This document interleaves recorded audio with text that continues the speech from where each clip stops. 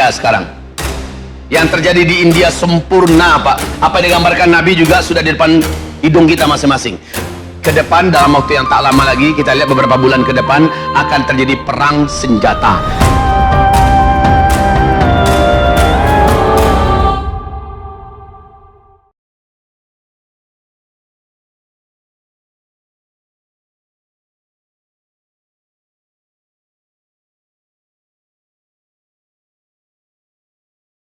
Peperangan antara Cina dengan Amerika selama ini adalah perang dagang. Kemudian terjadi berlanjut dengan perang biologis.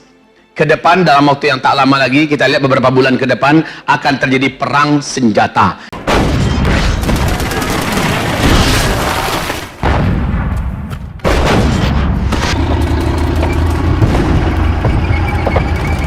Dan inilah perang yang paling menghancurkan. Saya tak mampu bayangkan seperti apa porak-porandanya kehidupan dan peradaban di masa-masa yang akan datang, Pak. Ini tahun 2020. 2020 ini akan lebih berat daripada 2019. Dan 2021 akan lebih berat daripada 2020. 2022 jauh di atas 2021. Kenapa demikian? Ada hadisnya. Dan ini sebuah kepastian dari Rasulullah. Isbiru, bersabarlah kalian, fa innahu la ya'ti 'alan nasi zaman illa alladhi ba'dahu syarrun min hatta talqaw rabbakum.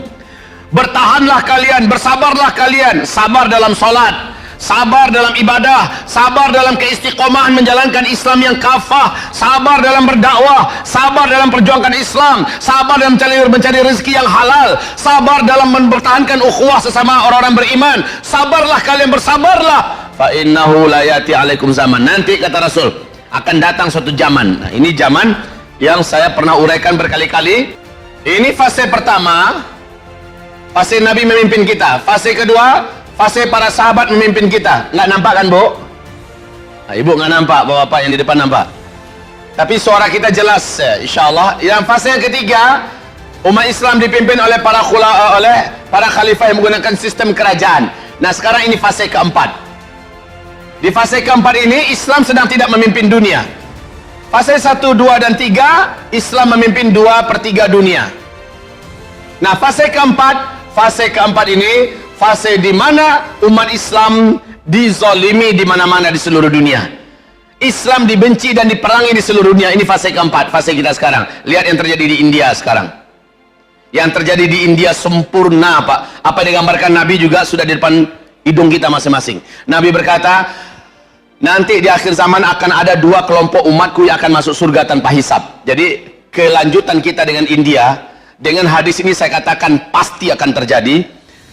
Ada 2 kelompok umatku nanti yang akan masuk surga tanpa hisab. Satu kelompok yang berperang di negeri Syam, melawan musuh-musuh Allah sampai Nabi Isa turun. Dan Allah, siapapun yang meninggal di antara mereka yang berperang di belakang barisan orang-orang yang beriman, mereka akan masuk surga tanpa hisab. Berarti Palestina, Suria sekarang ini yang dimaksud oleh Rasulullah sallallahu alaihi wasallam.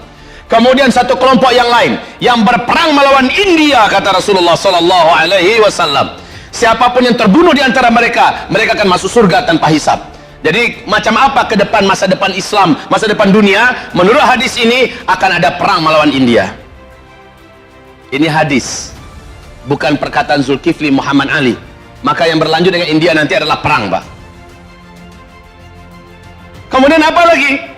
Juga dalam sebuah hadis yang juga kuat dan sahih, Nabi mengatakan, tidaklah terjadi kiamat sampai terlebih dahulu kamu berperang melawan suatu kaum sigharul a'yun, picak-picak matanya, sipit-sipit matanya, pesek-pesek hidungnya.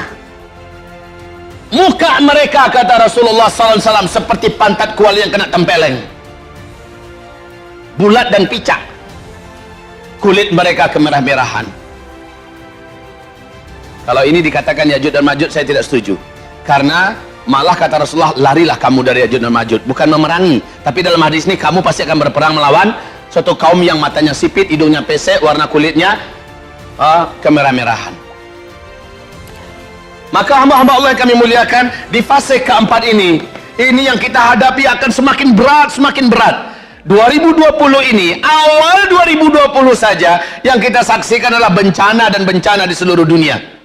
Kalau Bapak Ibu mengikuti perkembangan dunia, bagaimana hancurnya beberapa glacier yang ada di muka bumi ini, bagaimana naiknya air laut, bagaimana kebakaran di mana-mana, bagaimana bencana di mana-mana.